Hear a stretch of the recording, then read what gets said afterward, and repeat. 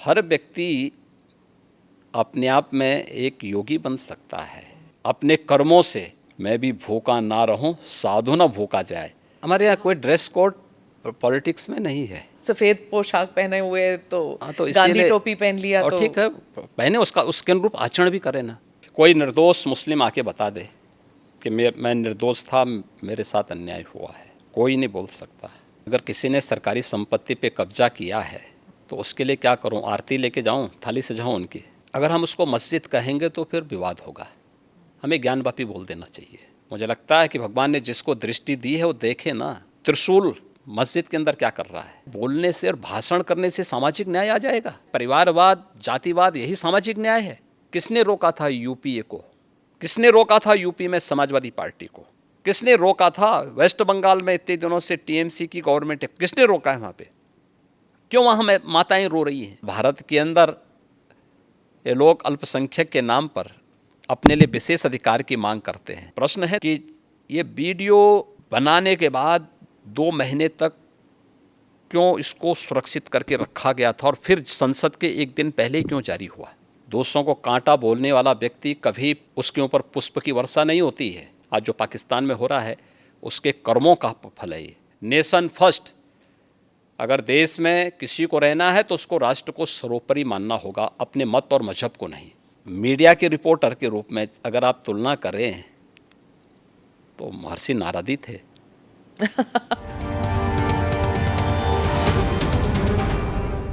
Namaste, Jai Hind. Welcome to another edition of ANI Podcast with Smita Prakash. This episode is being filmed in the city of Lucknow, which is the capital of the state of Uttar Pradesh. Before I introduce my guest, I'm going to give you a quote from a bestseller book, The Monk Who Sold His Ferrari. According to this book, the secret to happiness is very simple. Find out what you love doing and then direct your energies towards that. My guest today did exactly that. He's a monk who found a purpose beyond divine pursuit. Yogi Adityanath is the two-time Chief Minister of Uttar Pradesh, the state whose population is more than that of France, Germany and UK combined. With a population of 230 million, making up 17% of India's population, UP would be the world's 6th largest country by population if it were a real country. A state that was considered one of the most backward in India for over 100 years. A state that sent indentured labourers to British colonies when India was under colonial rule. Yet, it's also the state from where independent India got 9 of her prime ministers. Yogi Adityanath, the two-term Chief Minister of the state, is a monk who wears his Hindu identity with pride. He's been pilloried for being majoritarian and riding roughshod with Muslims who constitute 19% of the population of Uttar Pradesh. For those viewers not familiar with Yogi Adityanath's political beginnings, Yogi ji ने 1996 में महंत अवैधनाथ के लिए चुनाव प्रचार शुरू किया। 1998 में महंत अवैधनाथ ने सक्रिय राजनीति से संन्यास लिया और अगले लोकसभा चुनाव के लिए उन्होंने योगी आदित्यनाथ को अपना उत्तराधिकारी और उम्मीदवार घोषित किया और फिर 1998 में योगी आदित्यनाथ 26 वर्ष की आयु में गोरखपुर निर्वाचन क्षेत्र से सबसे कम उम्र वाले लोकसभा सदस्य बने। Today's conversation with Yogi Adityanath is going to be something which has never been seen before. That much I can promise you. प्रणाम योगी जी, ANI पॉडकास्ट में आने के लिए धन्यवाद। आपके राजनीतिक जीवन के बारे में मैं पॉडकास्ट के दूसरे हिस्से में बात करूंगी। पहले मैं जानना चाहूँगी कि आप धर्मयोगी कब, कैसे, क्यों बने? क्योंकि इतनी छोटे से उम्र में आप में ये त्याग की भावना क्यों जागी? आप साइंस के स्टूडेंट थे, तो साइंस और धर्म ये कैसे मिलाप हुआ? देखिए, सबसे पहले हम लोगों को धर्म समझना पड़ेगा। भारत की परंपरा को अगर हम जानना चाहेंगे तो भारत ने केवल उपासना विधि को धर्म नहीं माना है। कर्तव्य और सदाचार को धर्म को का एक रूप माना है और धर्म को उससे जोड़ करके देखा है। धर्म एक व्यवस्था है, एक वे ऑफ लाइफ है, जिसको आप एक जीवन पद्धति कह सकते हैं। वो जीने की एक कला है। विज्ञान उसके उन्नयन का एक माध्यम है। अध्यात्म उसकी चरम स्थिति, यानी साइंस उसका एक बहुत छोटा सा पार्ट है। हम जब भौतिक दृष्टि से देखते हैं तो साइंस का एक अन्वेषण होता है, एक एक्सपेरिमेंट हो जाता है। लेकिन जब चेतना का विस्तार हम करेंगे तो चेतना का वह विस्तार अध्यात्म की एक नई ऊंचाइयों तक पहुंचाएगा, जहां पे व्यक्ति किसी कार्य का केवल सृष्टा ही नहीं बनेगा बल्कि उसका दृष्टा भी बन सकता है। और यही वैदिक ऋषियों ने किया था जी। इसलिए स्वाभाविक रूप से एक सीमित क्षेत्र और एक सीमित भूमिका के साथ आगे जाने के बजाय उसमें स्वयं प्रवेश करके देखो क्या है, तो बहुत कुछ देखने को मिल रहा है। तो उन चीज़ों को लेकर के इसलिए मैंने अध्यात्म का सहारा लिया और उससे आगे बढ़ कर के फिर उस अन्वेषण की यात्रा हमारी लगी हुई। एक साइंस के स्टूडेंट के साथ साथ एक योगी के रूप में उस दिशा में आगे कार्य कर रहे हैं। नाथ समुदाय के बारे में कुछ बताइए हमें कि उसमें ऐसी क्या बातचीत थी कि जो आप इतनी कम आयु में आप जुड़ गए उस समुदाय से? देखिए, नाथ संप्रदाय भारत का प्राचीनतम संप्रदायों में से एक है। यह भारत की एक उस विशिष्ट साधना पद्धति का प्रतिनिधित्व करता है जो वास्तव में व्यवहारिकता को लिए हुए है और व्यवहारिक दृष्टि है। यद्यपि सभी संप्रदायों की अपने अपने दर्शन हैं, अपने अपने मंत्र हैं, अपनी अपनी पद्धतियाँ हैं, सब में श्रेष्ठता है। और उसमें मुझे जो उचित लगा मैंने उस समय वो किया। और उस समय के जो सर्वश्रेष्ठ संतों की परंपरा थी, महंत अवेद्यनाथ जी महाराज को मैंने अपने पूज्य गुरुदेव के रूप में चयन करके मैंने उनसे दीक्षा ली। एक गुरु का मिलना वो भी एक it's a matter of luck भी कहिए, फेट कहिए। तो जब आप मिले उनसे तो आपको उसी वक्त पता लग गया था कि ये मेरे गुरु बनेंगे? देखिए, पता किसी को नहीं लगता है और ये लक भी नहीं है, ये जन्म जन्मांतर का प्रारब्ध है और ये उसी के साथ जुड़ता है। देखिए, आप जिस घर में पैदा हुए हैं तो आप लिख के थोड़े गए थे, आपका प्रारब्ध था। आप ENI के माध्यम से कार्य करेंगे, जन सेवा का कार्य करेंगे, यह भी एक प्रारब्ध है। ऐसे ही ये हर एक व्यक्ति के साथ जुड़ा हुआ है। उसके लिए हमें चेतना को अपने विराट विस्तार देना होगा, समझ में सब आ जाएगा। तो जब आपने अपने घर में बताया कि मैं गुरु से मिला हूँ, मैं घर छोड़ के त्याग की ज़िंदगी बिताना चाहता हूँ, तब घर में रिएक्शन क्या हुआ? नहीं, देखिए, कोई माँ बाप इसके लिए अपनी सहमति नहीं देता है, क्योंकि उनका अपना एक दायरा है। उनका एक दायरा है जो उनका एक सीमित क्षेत्र है। उस सीमित क्षेत्र को, उसी को बंधन कहते हैं। हमारे यहाँ कहा गया ना, मन एवं मनुष्याणाम कारणम बंध मोक्षयो। व्यक्ति के बंधन और मोक्ष का कारण उसका मन है, जो सोचता है कि मैं मेरा परिवार, ये जब भावना आती है ना तो व्यक्ति उस तक सीमित रहता है और यही उसके बंधन का कारण है।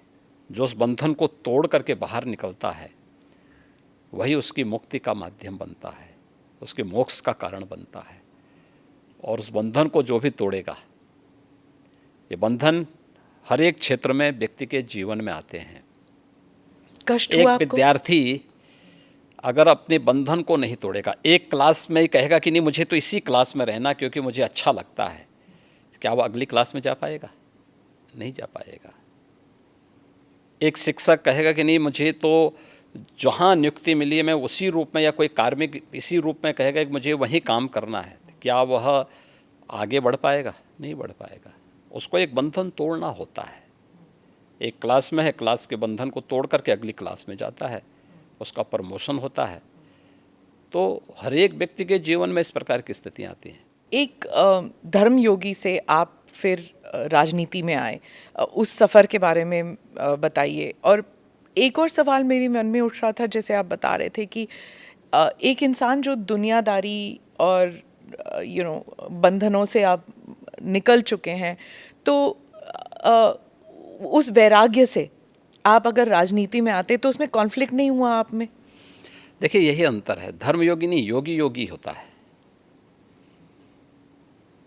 और मैं एक योगी हूँ। धर्म का मतलब केवल पूजा पद्धति नहीं है, कर्म भी। धर्म एक समग्र जीवन की पद्धति है। धर्म कर्तव्य के पथ की प्रेरणा देने वाला, उस पथ का की ओर अग्रसर करने वाला, आग्रही बनाने वाला एक मार्गदर्शक है। हम उसको केवल पूजा पद्धति तक सीमित नहीं कर सकते। एक योगी के रूप में एक परिवार के बंधन को तोड़ करके समाज के इस विराटता के साथ अपना जुड़ाव हुआ है। इसलिए उस विराटता के साथ जोड़ करके अपने आप को कार्य करना।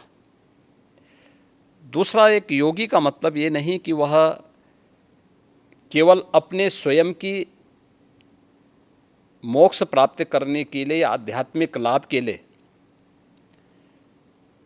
वह अपने आप को सीमित कर ले। अगर समाज के सामने चैलेंज है, कोई चुनौती है, तो उस चुनौती से जूझने के लिए भी अपने आप को तैयार करें। याद रखना, साधना की जो सबसे पहली पद्धति आती है उसमें सेवा है।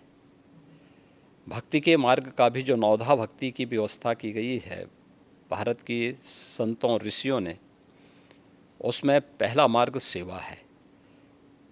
कोई भी साधक सन्यासी या योगी बनता है तो उसके लिए सेवा के मार्ग का अनुसरण करके ही आगे की दीक्षा का मार्ग प्रशस्त हो पाता है।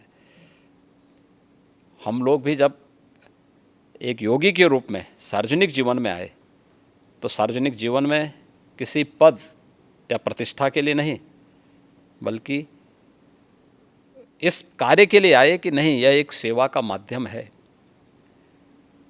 और हम समाज के अंतिम पायदान पर बैठे हुए व्यक्ति की सेवा इस पद पर रह करके अंत्योदय कर सकते हैं, और उसी लक्ष्य को लेकर के व्यक्ति कार्य करता है। जी। मैं फिर से उसी बात पे आऊँगी, जब आप घर छोड़ के निकले थे। अभी हाल ही में हमने देखा, एक फ़ोटो आपने ट्वीट किया था और वो वायरल भी हो गया था, जब आप अपने माता से मिलने गए थे। तो उस वक्त आपको कैसा लगा जब आप गए थे? देखिए, मैं कई वर्षों के बाद गया था जी। मेरे पिताजी का जो है देहांत 2020 में हो गया था। मैं उससे पहले उनसे या उस अपने परिवार के लोगों से कई वर्षों से नहीं मिल पाया था। संजोग से कोरोना कालखंड प्रारंभ हो चुका था, लॉकडाउन प्रारंभ हो चुका था, तो उनके अंतिम संस्कार कार्यक्रम में मैं भाग नहीं ले पाया था। आपके पिताजी के? हाँ। तो मुझे जब गत वर्ष अवसर मिला था तो मैं अपनी माँ से मिलने के लिए ज़रूर गया था। तो स्वाभाविक रूप से एक माँ और पुत्र के बीच में जो संवाद होने चाहिए वही संवाद वहाँ पे हुआ। आप उनके अंतिम संस्कार के लिए नहीं जा पाए, पर जब वो आपसे मिलने आते थे, आप उस वक्त चीफ मिनिस्टर थे, तो वो एक आम नागरिक की तरह आते थे, सीएम के पिता के रूप में नहीं आते थे? नहीं, यहाँ वो कभी नहीं आए। वो मुझसे मिलने के लिए, मेरी एक बार उनसे मुलाकात हुई थी नजीमाबाद में, और नजीमाबाद में मैं एक चीनी मिल के उद्घाटन में गया था। तो भाषण करते हुए मैंने देखा सामने जो है कोई बैठा है, तो मैं पहचान गया उनको। मैंने कहा भी ये तो मेरे पिताजी हैं लगता है। वो सभा के बीच में बैठे हुए थे। तो फिर मैंने सभा समाप्त होने के बाद अपने साथ के कुछ लोगों से कहा, मैंने कहा देखो यार वो आए हैं तो उनको बुलाओ, थोड़ा मुलाकात करते हैं। तो तब मेरी मुलाकात हुई थी। जी। आपकी छोटी बहन जो है, उन्होंने एक इंटरव्यू में कहा था कि 30 साल उन्होंने आपको राखी नहीं बांधी। 2022 में एक इंटरव्यू में उन्होंने कहा कि कई वर्ष पहले जब उन्हें पता लगा कि आप घर छोड़ के आप योगी बनने के लिए निकले हैं, तो उन्होंने कहा कि वो भिक्षा मांगने वाले संतों में आपको ढूंढ रही थी और मिले नहीं आप उन्हें। बहुत मुश्किल हुआ होगा ना उन्हें? देखिए, ये सबके जीवन में आता है, लेकिन मुझे लगता है कि इन चीज़ों को हमें जो है केवल अपने स्वयं के स्मरण के लिए रखना चाहिए, और स्वाभाविक रूप से सबके जीवन में आता है। कई वर्षों के बाद जो है इस चीज़ें चलती रहती हैं। मुझे लगता है यही जीवन है। मैं एक इंटरव्यू का एक्सर्प्ट पढ़ना चाहती हूँ सर, क्योंकि ये हिंदी अखबार में छपा था और हमारे कई दर्शक हैं जो इंडिया से बाहर रहते हैं, वो शायद उन्होंने पढ़ा नहीं होगा। ये पढ़ के मुझे बहुत कठिन लगा जब मैंने पढ़ा, तो कि कैसे महसूस कर रही होंगी वो। मैं पढ़ के सुनाती हूँ। उन्होंने कहा, योगी के मुख्यमंत्री बनने के बाद कई लोग कहते थे कि आपको शर्म नहीं आती, आप मुख्यमंत्री की बहन हैं और बहन होकर आप चाय की दुकान चलाती हैं, इन हालतों में रहती हैं। मैं उनको एक ही बात कहूँगी, मैं गरीब हूँ, ये मेरा नसीब है। शर्म तब आनी चाहिए जब आप कोई गंदा काम कर रहे हों, किसी के हक का छीन कर खा रहे हों। मैं तो मेहनत करके अपनी गुजर बसर करती हूँ। हाँ, ठीक बात है। मैं इसलिए पूछ रही हूँ सर, क्योंकि आमतौर पर लोग समझते हैं ना कि चीफ मिनिस्टर हो या फिर सांसद हो, विधायक हो, इनके इर्द गिर्द लोग जो हैं इतने धनी हो जाते हैं और फिर सार्वजनिक जीवन में इसलिए आते हैं कि जो धन कमा चुके हैं उसे प्रोटेक्शन के लिए। और एक ये इंटरव्यू है आपकी बहन का। देखिए, व्यक्ति को कभी भी धन और वैभव संतुष्टि नहीं दे सकती है, और मुझे लगता है कि सबसे बड़ा योगी वह है जो स्वयं की मेहनत से संतुष्ट है, स्वयं के परिश्रम से संतुष्ट है। दूसरों की मेहनत से कुछ प्राप्त करना और फिर उसको छीन लेना, ये तो डकैती है। उसके अलग अलग रूप देख सकते हैं आप समाज में, और मुझे लगता है सबसे निंदनीय कर्म यही है। और यही अंतर है एक योगी और एक सांसारिक मनुष्य में। एक सांसारिक मनुष्य के बारे में शास्त्रों में कुछ बातें कही गई हैं कि वह त्रुटियां अवश्य करेगा, हमेशा भ्रमित होगा। तीसरा, वह हमेशा उसके मन में दूसरों को धोखा देने की प्रवृत्ति होगी।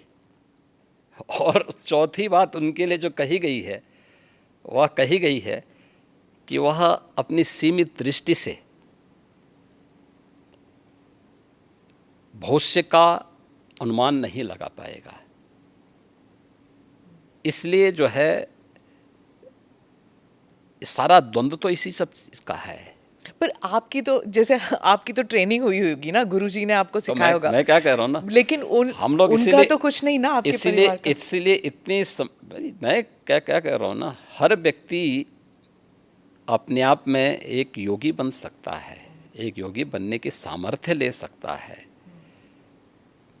अपनी मेहनत से, अपने कर्मों से हम जो कुछ अर्जित करें, मैं भी भूखा ना रहूं, साधु ना भूखा जाए, अगर ये भाव हर व्यक्ति के अंदर आ जाए तो फिर यह समग्रता सबकी संतुष्टि का कारण बन सकता है, सारे विवादों का समाधान कर सकता है। जब आप पीठाधीश बने, आपके भारत में और भारत से बाहर भी इतने अनुयायी हैं, तो उस वक्त आपको क्या ऐसा किसी ने कहा कि आप पीठाधीश होके भी तो सार्वजनिक कार्य कर सकते हैं, राजनीति में क्यों उतर रहे हैं? ये कोई बंधन थोड़ा है, ये कोई बंधन किसी के लिए नहीं है।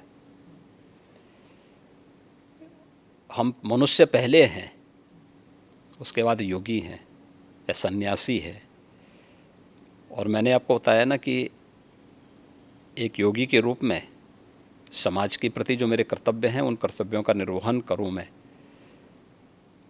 सेवा को धर्म को मैं सेवा का माध्यम बनाऊं, इससे बड़ी बात और क्या हो सकती है। और हम वही कर रहे हैं। तो एक सन्यासी का कर्तव्य क्या होता है? क्या वही जो कर्म कर रहा है अपना, ये चाहे पत्रकार हो या फिर राजनीतिक हाँ, हर व्यक्ति, हर व्यक्ति कर सकता है, हर व्यक्ति कर तो सकता है। आपका आप मुझे एक बात बताइए कि सबसे बड़े जो है मीडिया के रिपोर्टर के रूप में अगर आप तुलना करें तो महर्षि नारद ही थे। आप मुझे नहीं, हैं थे कि नहीं थे? नारद जी रिपोर्टर, चलिए। सबसे बड़े रिपोर्टर तो ये थे कि वो हर लोक की सूचना, इस लोक की सूचना दूसरे लोगों तक पहुंचा देते थे। वो क्या थे? वो एक सन्यासी तो थे। और मैं एक बात बताऊं कि सन्यासी ने किस कालखंड में अलग अलग क्षेत्रों में प्रवेश करके कार्य नहीं किया हो। मैंने तो पत्रकारिता का उदाहरण आपके सामने दे दिया है, और भी उदाहरण हैं, बहुत सारे ऐसे उदाहरण हैं। तो अब इसको आप कैसे कह सकते हैं, कैसे कह सकते हैं कि नहीं हुए? धर्म के बारे में आप कह रहे थे कि it's a way of life, सिर्फ पूजा पाठ के साथ ना जोड़ा जाए, उसे अलग भी देखना चाहिए। एक बार आपने कहा था, लेकिन आपके साथ जैसे आपकी जो वेशभूषा है, इसलिए क्या लोगों ने आपको ये नहीं कहा कि अब आप सन्यासी की वेशभूषा जो है वो अलग कर दीजिए, अब आप राजनीति में जा रहे हैं, संसद में जा रहे हैं? हमारे यहाँ कोई ड्रेस कोड पॉलिटिक्स में नहीं है। ड्रेस कोड इसमें नहीं होता होता था है। ना, सफेद पोशाक पहने हुए तो, हाँ, तो गांधी इसीलिए, टोपी पहन लिया और तो ठीक है, पहने, उसके अनुरूप आचरण भी करें ना।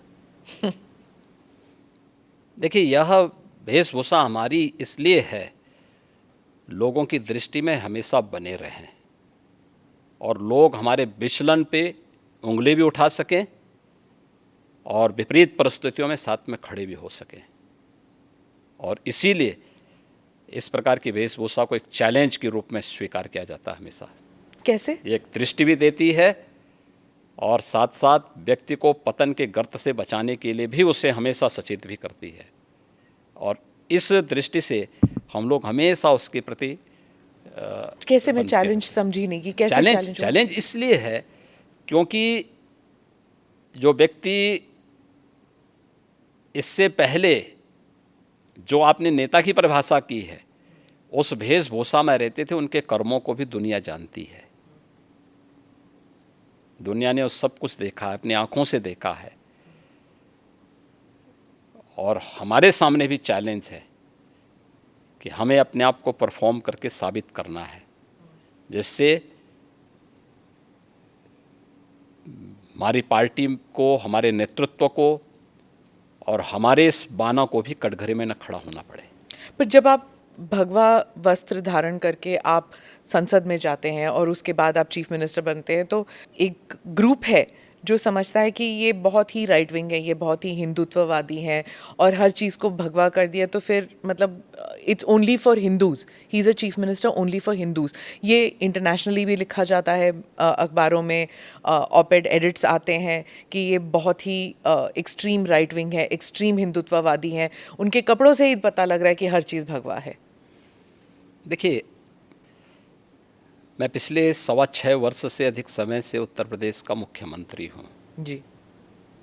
हमारी पार्टी और हमारे नेतृत्व ने मुझे 2017 में, मार्च 2017 में दायित्व दिया था। और 2017 से उत्तर प्रदेश में कोई दंगा तो नहीं हुआ। मुझे एक बात बताइए, दंगा होता था तो केवल हिंदू मरता था क्या? केवल हिंदू की संपत्ति चलती थी?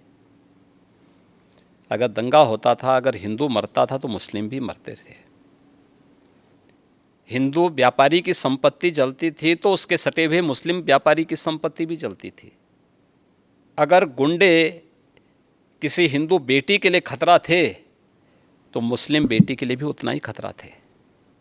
कर्फ्यू लगता था और व्यापार प्रभावित होता था तो व्यापार तो पूरे बाजार का और पूरे मार्केट प्रभावित होती थी ना, एक व्यक्ति नहीं प्रभावित होता था। परसेप्शन खराब हुआ था तो यूपी का खराब हुआ था ना।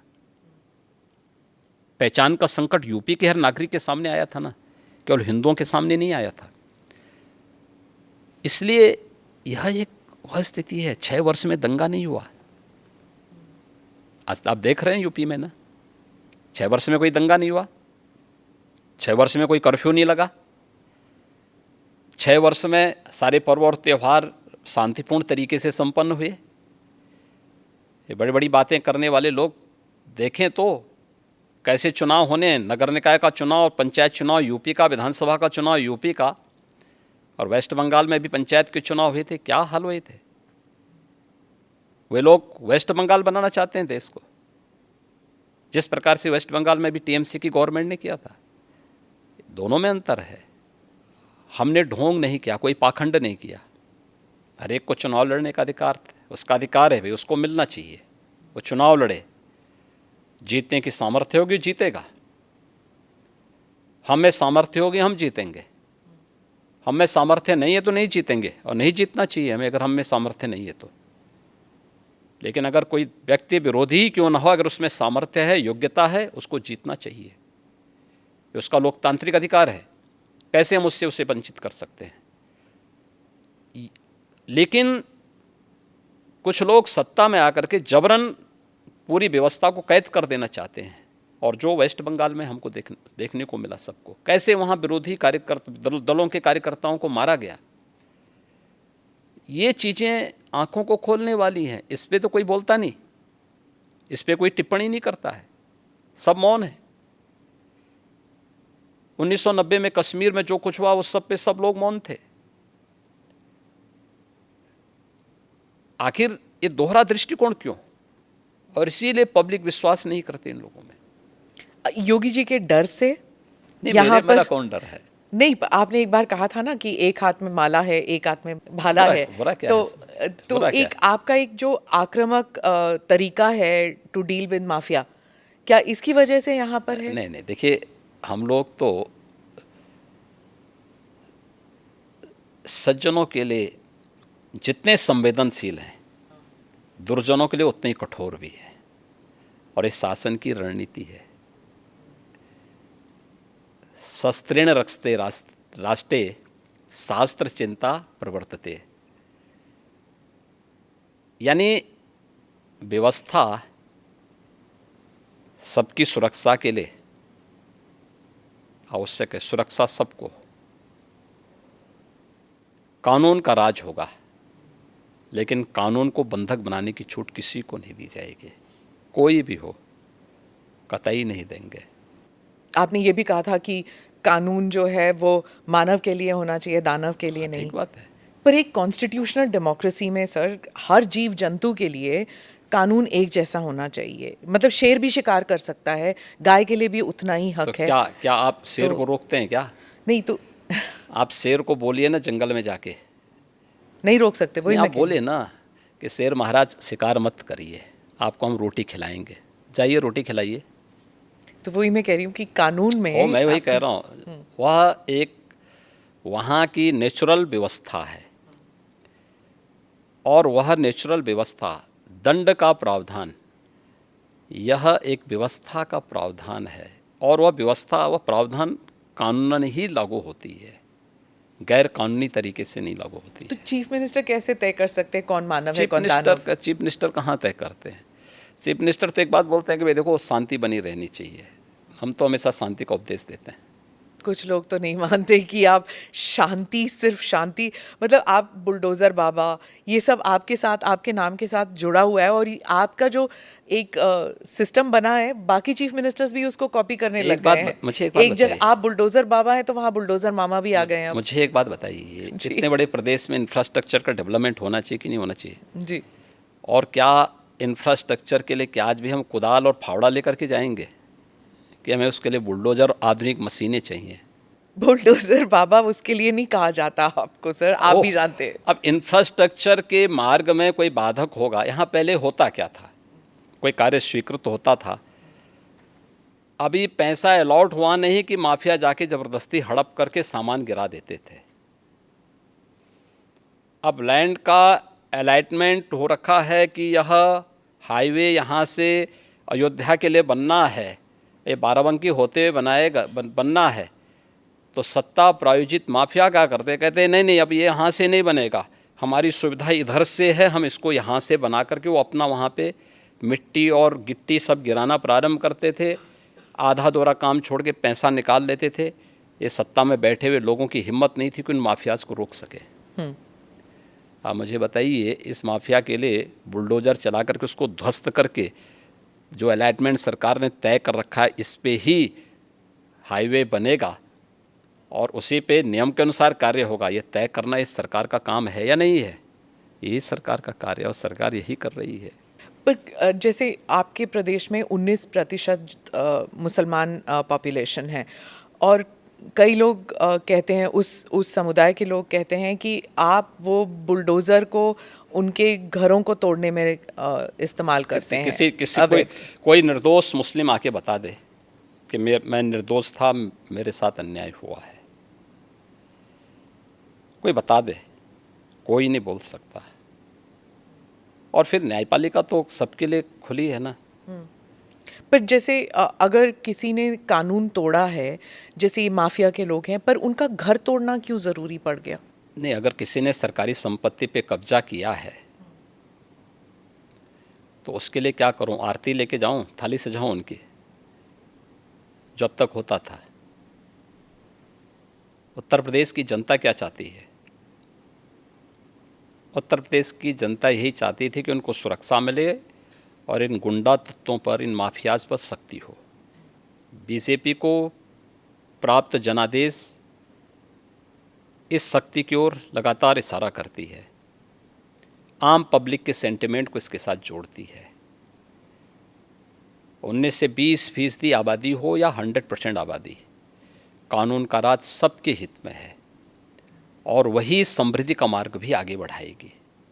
वही प्रदेश में एम्प्लॉयमेंट जनरेट करेगी, वही प्रदेश की बेटियों को सुरक्षित करेगा और यही उत्तर प्रदेश के अंदर किया गया है। आपने विधानसभा में कहा कि हम माफिया को मिट्टी में मिला देंगे, तो जब ऐसे, वो उमेश पाल मर्डर के केस में हुआ था शायद, तो जब ऐसे होता है तो सोशल मीडिया में फैल जाता है, चलो जी अब गाड़ी उलटने वाली है, योगी जी को बुलाओ। जब अमृतपाल भी भाग गया था तो कहते योगी जी के, अगर योगी जी के राज में होता तो ये तो कभी ना होता, वो तो गाड़ी उलट ही देते। देखिए, कानून का राज हर हाल में होना चाहिए और सुरक्षा की गारंटी हर व्यक्ति को मिलनी चाहिए। सरेआम एक अधिवक्ता की कोई हत्या कर दे, ये स्वीकार्य नहीं हो सकता है। और जो लोग इन माफियाज को संरक्षण करते थे तो उनको विधानसभा में यही संदेश दिया गया था कि माफिया को बहुत संरक्षण दे हो, ये माफिया मिट्टी में मिल जाएंगे, चिंता मत करो। आप रिग्रेट नहीं करते हैं ये आपने जो कहा? नहीं, काहे, किस बात के लिए? कुछ भी गलत नहीं था। यही तो आपका जो ये आक्रामक एक स्टाइल है, उस स्टाइल को बहुत से लोग कॉपी करने लग गए हैं, या उस स्टाइल को लेकर एक योगी स्टाइल बन गया है कि देखिए, हाँ, कोई स्टाइल नहीं है। देखिए हम लोग, आप मना ही करें, हम लोग तो एक सामान्य उसके तहत काम करते हैं। देखिए, जो समाज के अनुकूल है, एक सामान्य नागरिक के अनुकूल है, प्रदेश के अनुकूल है, हम वही करेंगे। विधानसभा में आपके और अखिलेश जी के बीच में जैसे जब स्पीचेस चलती हैं, आप कुछ कह देते हैं, फिर वो वापस कुछ कहते हैं, फिर आक्रमण, आप जैसे कोई इंडिया पाकिस्तान मैच चल रहा हो वैसे चलता है आपका। देखिए, कोई इंडिया पाकिस्तान नहीं है, ये हिंदुस्तान है। ये पाकिस्तान तो दलिद्रता की नई पराकाष्ठा को प्राप्त कर रहा है और उत्तर प्रदेश देश का सबसे समृद्ध राज्य है। उत्तर प्रदेश प्रकृति और परमात्मा का प्रदेश है। इतनी फर्टाइल लैंड हमारे पास है, किसान यहाँ पर समृद्ध है, समृद्धि की ओर अग्रसर हो रहा है। इसलिए उत्तर प्रदेश के किसी भी पक्ष को, चाहे वह सत्ता पक्ष हो या विपक्ष हो, पाकिस्तान से उसकी तुलना नहीं होनी चाहिए। इंडिया के बारे में आप क्या कहते हैं? INDIA जो विपक्ष का बना है, इंडिया नहीं बोलना चाहिए। I.N.D.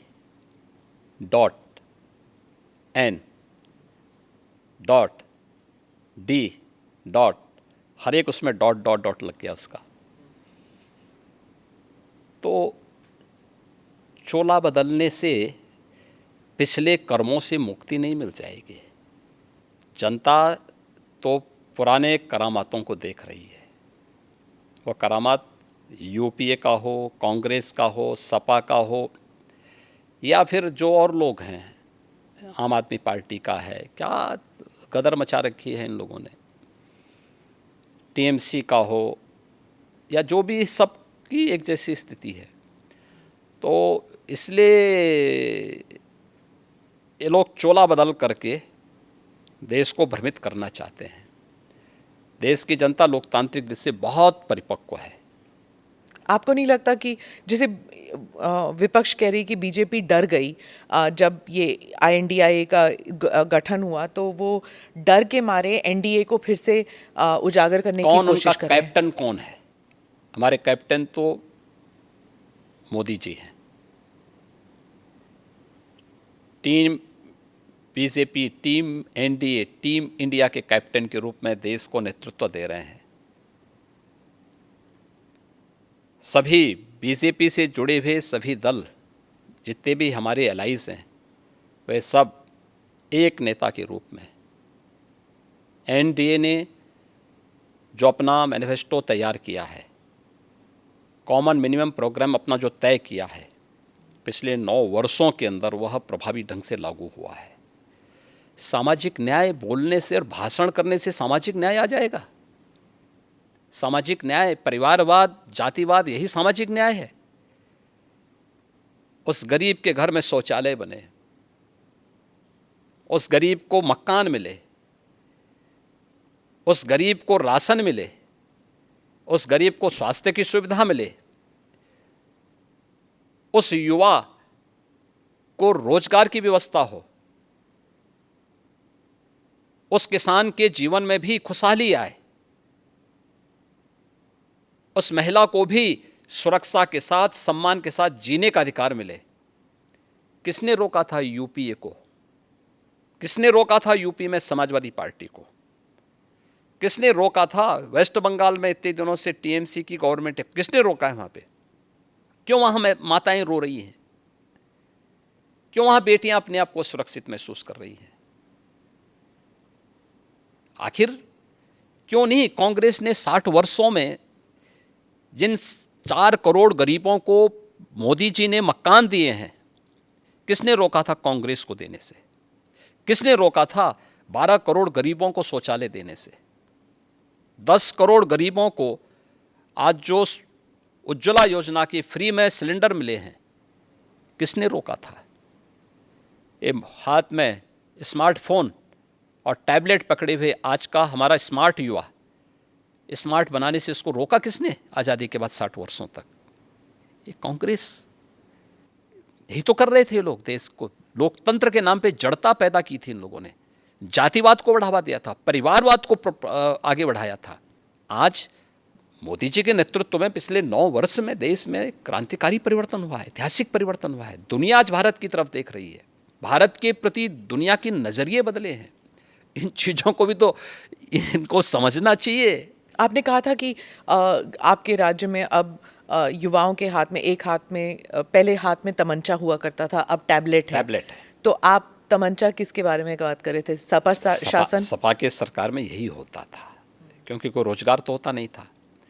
नौकरियां निकली तो सत्ता से जुड़े हुए दलाल बैग लेकर के प्रदेश में घूमने निकल जाते थे वसूली में। सबकी पर्चियां जाती थीं, फिर उसी के हिसाब से नियुक्तियां होती थी, फिर न्यायालय उसमें रोक लगाती थी। उत्तर प्रदेश में जब 2017 में भारतीय जनता पार्टी की सरकार बनी थी, उत्तर प्रदेश का पुलिस बल देश का सबसे बड़ा पुलिस बल है, और इस पुलिस बल में 1.5 लाख पुलिस कार्मिकों की जगह खाली थी। अनुमान करिए कैसे चलता रहा होगा ये प्रदेश। मैंने मार्च 17 में पूछा, मैंने कहा भी ये जो है इतने पद खाली पड़े हुए हैं तो भर्ती के लिए क्या हुआ? कहा साहब कोर्ट की रोक है। कोर्ट की रोक क्यों है? फिर न्यायालय ने कोई कारण से रोका होगा ना। तो फिर बताया गया कि साहब जो है प्रक्रिया गलत थी। मैंने कहा गलत क्या थी बताओ मुझे। जब भर्ती बोर्ड को मैंने बुलाया, उन्होंने कहा साहब इसमें लीकेजेज की ये संभावनाएं थी। तो मैंने कहा न्यायालय ने ठीक तो किया था। हमने यूपी पुलिस में पिछले 5 वर्ष में 1,65,000 पुलिस की भर्ती की प्रक्रिया को बिना किसी रुकावट के पूरी की है। वे सभी नौजवान, जिसमें 20% महिला पुलिस कार्मिक भी हैं। ये केवल उसी में नहीं, शिक्षकों की भर्ती में भी। आप सोचिए, बेसिक शिक्षा में 1.5 लाख पद खाली थे। हमने उस प्रक्रिया को 1,64,000 से अधिक भर्ती शिक्षकों की भी पूरी की है। बेसिक और सेकेंडरी एजुकेशन की बात कर रहा हूँ मैं। हायर एजुकेशन और टेक्निकल एजुकेशन की या मेडिकल एजुकेशन की अभी मैंने चर्चा नहीं की, ये भर्ती अलग है। और ये सभी प्रक्रियाएं पूरी पारदर्शी तरीके के साथ, पूरी शुचिता के पूर्ण तरीके से संपन्न हुई हैं। तो महिला सुरक्षा की बात आप कर रहे थे, तो ऐसे भी होता था उत्तर प्रदेश में, मैंने खुद कवर किया है कि अगर कोई पीड़िता दलित थी तो वो पुलिस स्टेशन में जाके अपना एफआईआर नहीं दर्ज कर सकती थी क्योंकि वहाँ पर कोई यादव एसएचओ था। ये सब उत्तर प्रदेश में बहुत मान्यता रखती, क्योंकि गांव-गांव में ये जातिवाद जो है वो इतना हावी था। आज ऐसा नहीं है। आज देखिए, हमने यूपी में मिशन शक्ति का एक अभियान चलाया है। आप आश्चर्य करेंगे कि हमारे पास जब 17 में हम आए थे तो मात्र 10,000 महिला पुलिस अधिकारी और कर्मचारी थे। कुल कार्मिकों की संख्या हमारे पास 10,000 थी। आज हमारे पास यह संख्या 40,000 है। और हमने एक मानसिकता भी थी कि उन महिला कार्मिकों को फिर ड्यूटी नहीं दी जाती थी, क्योंकि यूपी के अंदर ऐसा माहौल था, लोग इतने भयभीत थे, कहते थे कि आप महिला पुलिसकर्मी, महिला पुलिस अधिकारी फील्ड में जाकर के क्या अपराधियों को फेस कर पाएंगे। उन्हीं की सुरक्षा के मैं वही कह रहा हूँ, ये भी भाव था। तो मुझे जब इस प्रतिवेदन मिले कि हम भी फील्ड में, महिला कार्मिकों ने मुझे इस बात को कहा कि हम भी फील्ड में ड्यूटी करना चाहते हैं, मैंने कहा एकदम इनको ड्यूटी मिलनी चाहिए। तो फिर ये हुआ कि कैसे इसको किया जा सकता। हमने एक मिशन शक्ति का एक अभियान प्रारंभ किया। ये अभियान चल रहा है और इसमें सफलतापूर्वक चल रहा है, जिसमें मैंने हर महिला कांस्टेबल को महिला बीट अधिकारी के रूप में नामित किया है। और उनकी जिम्मेदारी है 57,000 से अधिक ग्राम पंचायतें यूपी में इस समय, लगभग 58,000 हैं, कुछ नगर निकाय में आए हैं, 57,700 के ऊपर अभी भी हमारे पास ग्राम पंचायतें हैं। वे सप्ताह में एक दिन ग्राम पंचायत में जाकर के गांव की सभी महिलाओं के साथ महिला सुरक्षा पे चर्चा करेंगे। आंतरिक या बाह्य कहीं सुरक्षा में कोई सेंध लगाने वाला है तो महिला कांस्टेबल को बताएंगे। और उन सबको पिंक स्कूटर हमने उपलब्ध करवाए हैं, महिला कार्मिक, जो कुछ को करा दिया गया, कुछ को कराया जा रहा है। ऐसे शहरी क्षेत्र में भी, और ये हर सप्ताह उनकी जिम्मेदारी है जाकर के देखना। आज आप देख रहे होंगे महिला यहाँ की बेटियाँ आज पढ़ने के लिए बाहर हॉस्टल में नहीं रहती, आज यूपी में ही अपने कॉलेज में एडमिशन कराती हैं, घर से जाती हैं, अपने माँ बाप के साए में रह करके पढ़ाई कर रही हैं। आज उनके सामने कोई भय नहीं। और अगर किसी ने महिला सुरक्षा में सेंध लगाने का प्रयास किया तो कठोरतापूर्वक वे बेटियां स्वयं निपट लेती हैं फिर उनसे। ये माहौल हमें पैदा करना पड़ेगा। ये जो INDI ग्रुपिंग बनी है, ये महिला सुरक्षा 2024 तक महिला सुरक्षा को एक बहुत बड़ा इशू बनाएगी, क्योंकि मणिपुर में जो गैंग रेप का जो मसला हुआ था उसको लेकर कहेगी कि मोदी सरकार बेटी बचाओ बेटी पढ़ाओ ज़रूर कहती है, लेकिन महिला सुरक्षित नहीं है, और मणिपुर का किस्सा उठाएगी। तो तब आप बैकफुट पे तो चले गए ना, क्योंकि कैसे एक्सप्लेन कर सकेंगे। देखिए, एक बात हम सबको समझनी होगी, भारत की लोकतांत्रिक व्यवस्था में हर संवैधानिक संस्था की अपनी लक्ष्मण रेखा है, और जब भी उसका अतिक्रमण होगा तो दुर्भाग्य से इस प्रकार की स्थितियां बनती हैं। मणिपुर के लिए आप केंद्र और राज्य सरकार को दोषी तो ठहरा रहे हैं। मणिपुर में शांति होनी चाहिए, हर व्यक्ति की कामना है, क्योंकि पिछले 9 वर्ष के अंदर जो ऐतिहासिक कार्य पूर्वोत्तर के राज्यों में हुए हैं, और प्रधानमंत्री मोदी जी के नेतृत्व में पिछले 9 वर्ष के दौरान मणिपुर हो या जम्मू कश्मीर हो, जिस प्रकार से शांति बहाली वहाँ हुई और राष्ट्र की मुख्य धारा से क्षेत्र जुड़े हैं, ऐतिहासिक है। आज़ादी के बाद पहली बार अरुणाचल, नागालैंड, मिजोरम, मेघालय, मणिपुर, त्रिपुरा, असम, ये सभी मुख्य धारा के साथ जुड़कर के विकास की प्रक्रिया के साथ तेजी के साथ आगे बढ़े थे।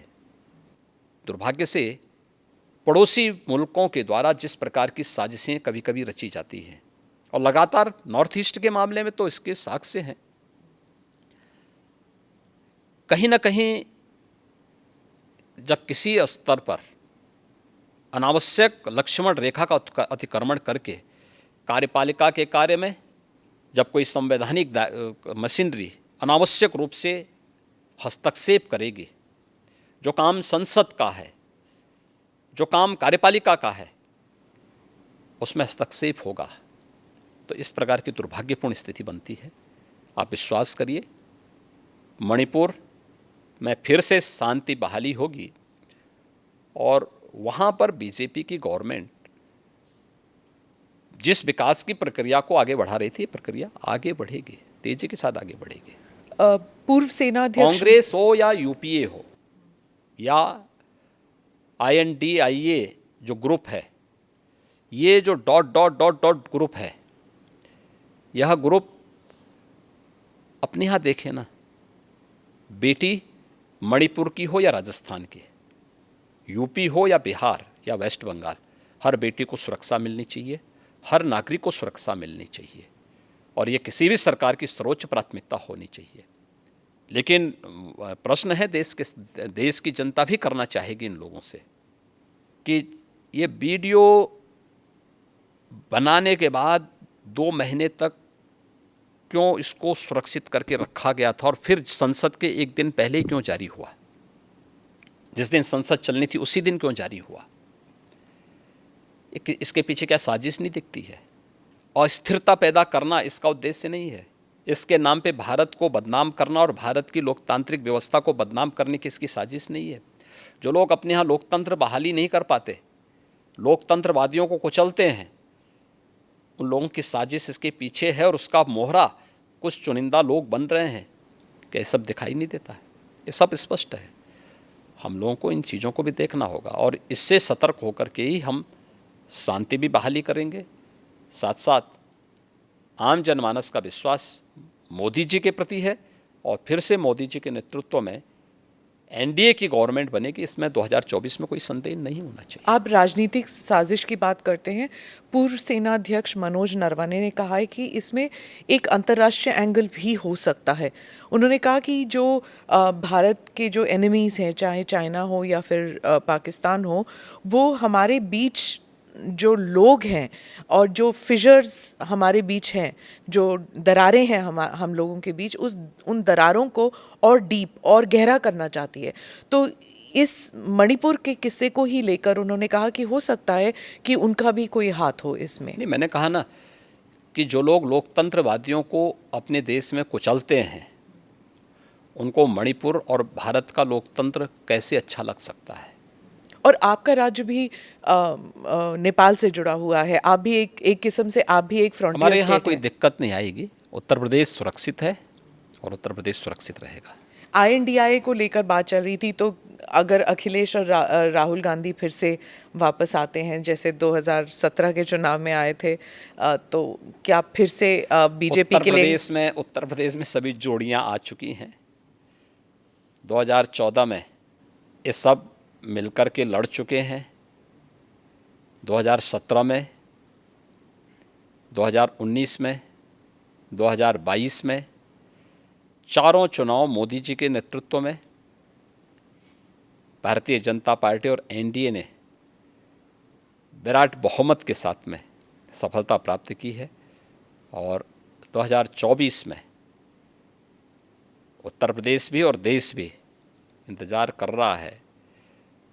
देश को धोखा देने वाले, देश की जनता को जाति, मत और मजहब के आधार पर बांटने वाले, सामाजिक न्याय के नाम पर परिवारवाद और जातिवाद को प्रश्रय देने वाले, अपने राजनीतिक स्वार्थों के लिए देश को आतंकवाद, नक्सलवाद और अलगाववाद की भट्टी में झोंकने वाले तत्वों को ये देश कभी स्वीकार नहीं करेगा, कभी नहीं स्वीकार करेगा। उनकी पार्टियां सब कहते हैं कि आपकी पार्टी है जो एक सिस्टम लाना चाहती है और उस सिस्टम के अंतर्गत आप जुडिशरी को, इलेक्शन कमीशन को, मीडिया को, सबको दबा के रखते हैं और यूसीसी भी उसी में कह रहे हैं कि यूनिवर्सल सिविल कोड भी उसी रास्ते में एक है। देखिए, यूसीसी के बारे में दुष्प्रचार ज़्यादा है। मुझे एक बात बताइए कि हम न्याय की बात करते हैं, हम सामाजिक न्याय की बात करते हैं और परिवार में न्याय नहीं कर पा रहे हैं। ये शुरुआत परिवार से तो करो। शादी ब्याह का हो या संपत्ति और विरासत का मामला, ये सब पे एक समान रूप से लागू होना चाहिए। वन नेशन वन लॉ की थ्योरी लागू तो होनी ही चाहिए। अगर एक देश के नागरिक हैं, और दुर्भाग्य है कि दुनिया के अंदर अल्पसंख्यक समुदाय अपने लिए विशेष अधिकार की मांग नहीं करता, वो बहुसंख्यक समाज के साथ जुड़ने की बात करता है। और भारत के अंदर ये लोग अल्पसंख्यक के नाम पर अपने लिए विशेष अधिकार की मांग करते हैं। भारत के कानून को हर एक को स्वीकार करना चाहिए और उसी में सबकी सुरक्षा और सबकी समृद्धि निहित है। जी, मैं वापस उत्तर प्रदेश पे आती हूँ। राम मंदिर, लोग कहते हैं कि आपके भाग्य में ही शायद लिखा था कि मंदिर आपके कार्यकाल में होगा। गोरखनाथ पीठ और अयोध्या मंदिर, इसका संबंध अगर आप हमारे दर्शकों को बताएं। देखिए, प्रधानमंत्री मोदी जी ने आज़ादी के अमृत महोत्सव को जिस भव्यता और दिव्यता के साथ आयोजित किया है, देखिए, जब ये देश 1947 में आज़ाद हुआ था, दुर्भाग्य से उसके एक दिन पहले देश का दुर्भाग्यपूर्ण विभाजन भी हुआ। बहुत सारे लोग देश की आज़ादी के जश्न में उस समय शामिल नहीं हो पाए होंगे, या उस समय के कोई चश्मदीद आज के दिन पे बताने की स्थिति में नहीं रहता है। बहुत कम लोग होंगे जिनको उस समय की घटनाओं के बारे में इस प्रकार की स्थिति जानकारी होगी। लेकिन हम सब कह सकते हैं, आज की हर पीढ़ी का हर नागरिक कह सकता है कि जब ये देश अपनी आज़ादी के 75 वर्ष पूरा किया था, तब हमने देश के जश्न के साथ सहभागिता की थी। हर घर पे तिरंगा पहना करके, हर ग्राम पंचायत और हर नगर निकाय कह सकता है कि साहब हम भी भागीदार बने थे, क्योंकि हमारे घर में अमृत महोत्सव हमारे गांव में बना हुआ है, हमारे नगर में बना हुआ है। यह कार्यक्रम सफलतापूर्वक संपन्न हुआ और आज़ादी के अमृत महोत्सव के मुख्य संबोधन में प्रधानमंत्री मोदी जी ने देशवासियों को कुछ बात कही थी, कुछ संकल्प दिलाए थे कि 2047 में अगर भारत को दुनिया की एक महाशक्ति के रूप में स्थापित करना, एक विकसित भारत की परिकल्पना को अगर साकार करना है, तो उन्होंने कुछ संकल्प दिलाए थे जो पंच प्रण के रूप में जाने जाते हैं। इस पंच प्रण में विरासत का सम्मान भी है, गुलामी के अंशों को सर्वथा समाप्त करना भी है और नागरिक कर्तव्य भी है।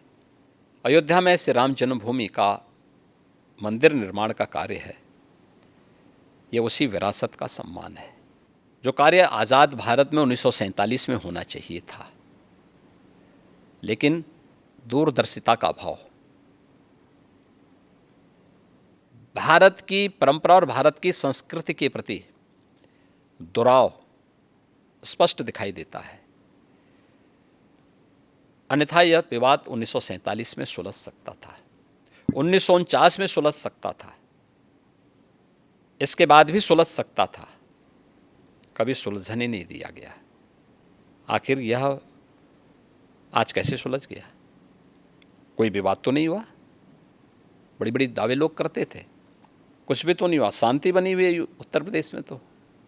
और ये मेरा सौभाग्य है कि जब एक और प्रधानमंत्री मोदी जी के नेतृत्व में, उनके मार्गदर्शन में अयोध्या में भगवान राम का भव्य मंदिर का निर्माण कार्य श्री राम जन्मभूमि तीर्थ क्षेत्र ट्रस्ट के द्वारा संपन्न किया जा रहा है, बनाया जा रहा है और देश भर से सहयोग मिल रहा है, तो स्वाभाविक रूप से एक मुख्यमंत्री के साथ साथ एक भगवान राम के एक भक्त के रूप में भी 3 पीढ़ियों का प्रतिनिधित्व करने का मुझे अवसर मिल रहा है। 3 पीढ़ी कैसे? मेरे पूज्य दादा गुरु जो थे महंत दिग्विजय नाथ जी, 1949 में उस अभियान के हिस्से थे जब रामलला का प्रकटीकरण हुआ था, और उस समय की कांग्रेस की सरकार ज़बरदस्ती रामलला को राम जन्मभूमि से हटाना चाहती थी। और फिर उसके बाद के आंदोलन का पूरा जो भी उस समय सपोर्ट था वह गोरक्षपीठ से उपलब्ध कराया गया था।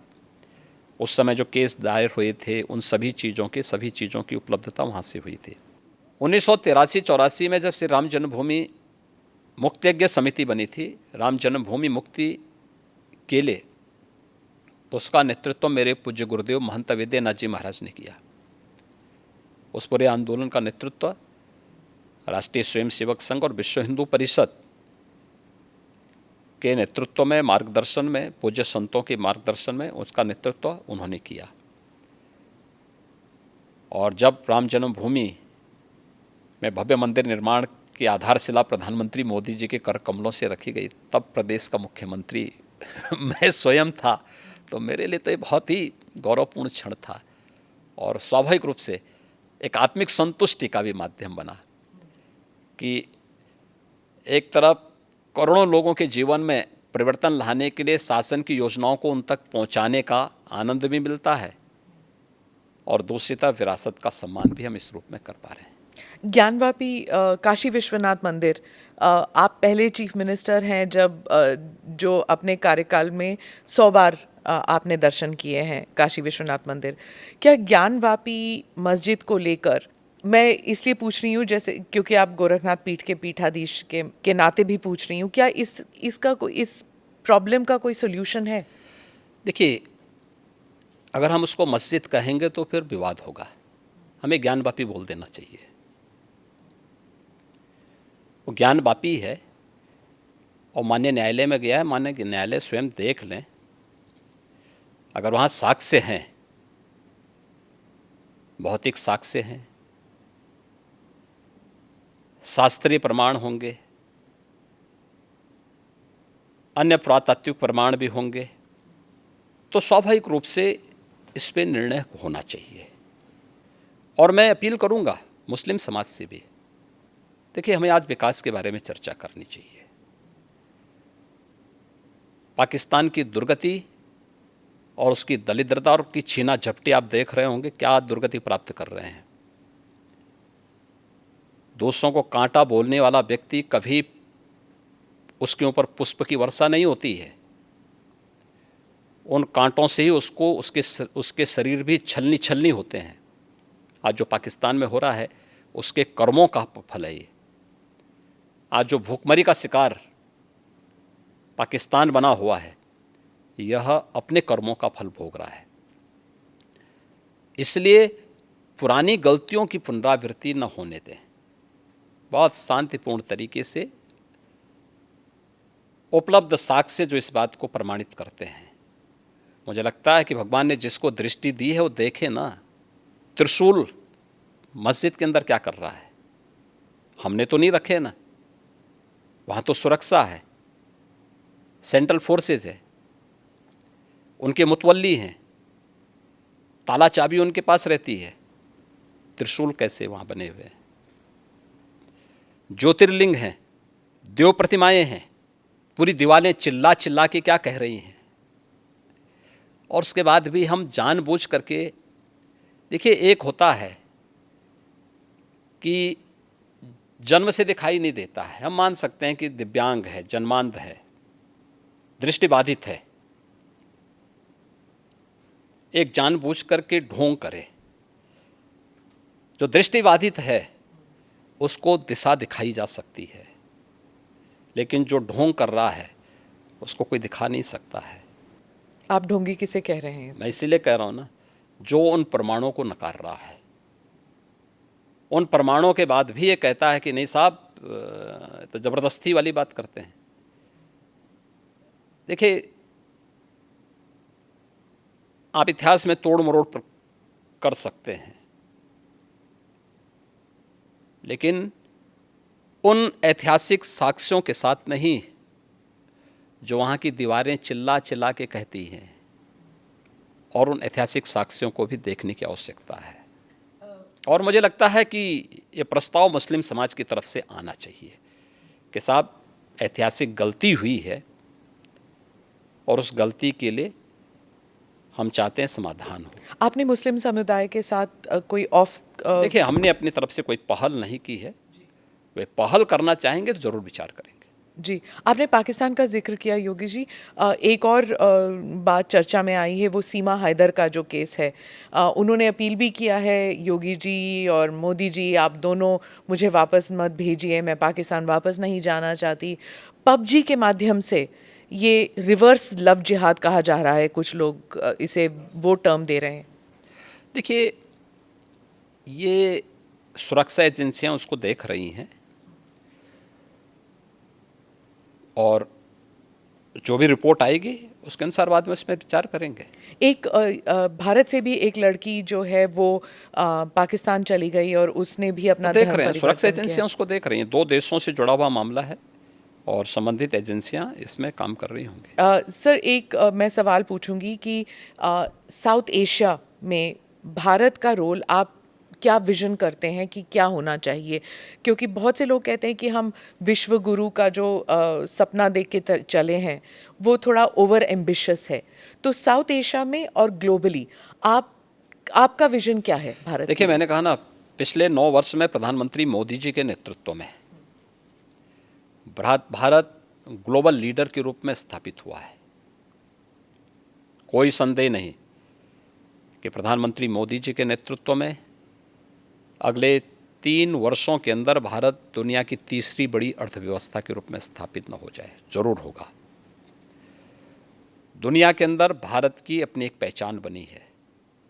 भारत के बारे में लोगों के दृष्टिकोण में बदलाव आया है और जो भारत के बारे में कहा जाता था, आज प्रधानमंत्री मोदी जी के नेतृत्व में वह साकार हो रहा है। सर, अंत में एक सवाल ज़रूर पूछूंगी, क्योंकि ये महाराष्ट्र सदन में हुआ था कि एक विधायक ने कहा था कि जो नारा चल रहा है कि भारत में रहना होगा तो वंदे मातरम कहना होगा, और उनके मज़हब में ये उन्हें परमिशन नहीं देता कि आप खुदा के अलावा किसी और के बारे में आप सिर झुकाएं, किसी और के सामने। देखिए, देश संविधान से चलेगा, मत और मजहब से नहीं।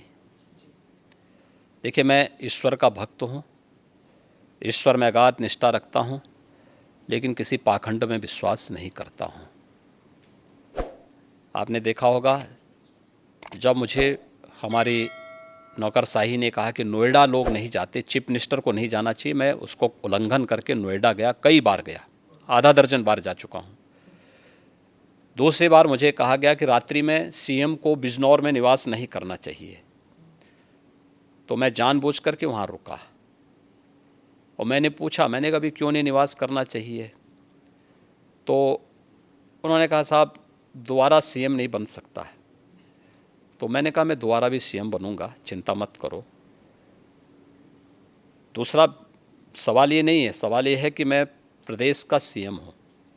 आप ये बोलिए ना कि साहब वहाँ रहने की व्यवस्था नहीं है, तो जो भी गेस्ट हाउस होगा उसी में रहेंगे ना, आखिर कोई तो रहता होगा। एक कमरा चाहिए मुझे, तो सोने के लिए एक तख्ता चाहिए, ओढ़ने के लिए एक कंबल चाहिए, तो कुछ चाहिए थोड़ा है। तो इसमें जो है क्यों आप इस प्रकार की बातें करते हैं? मैं गया था, रुका था वहाँ पे। ऐसे ही आगरा के सर्किट हाउस के बारे में कहा जाता था, यानी मुझसे पहले पता नहीं कोई सीएम रुका कि नहीं रुका, लेकिन कि वहाँ सर्किट हाउस में जो सीएम रुकता है वो अपशकुन हो जाता है। तो मैंने कहा पूछा, मैंने कहा भी क्या अपशकुन होता है? उन्होंने कहा साहब जो है उसकी कुर्सी चली जाती है। तो मैंने कहा जो कुर्सी कल जानी वो आज चली जाए, लेकिन मैं रात्रि को रुकूंगा यहीं।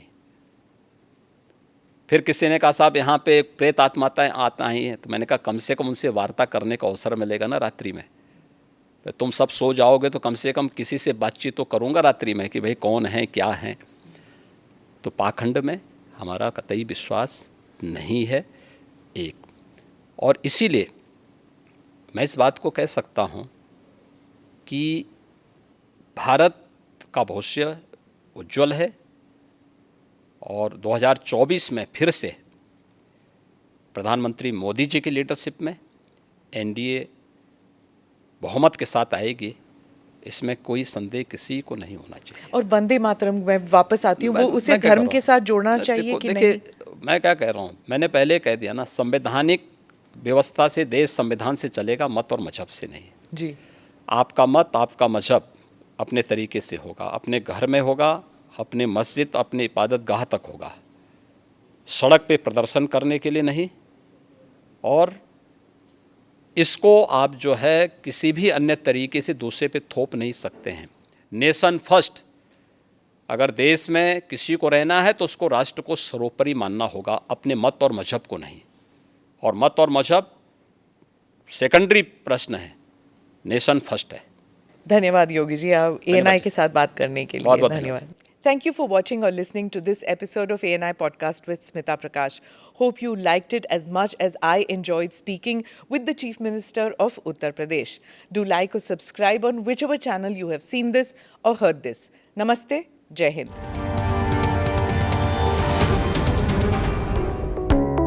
Click here to watch the previous episodes.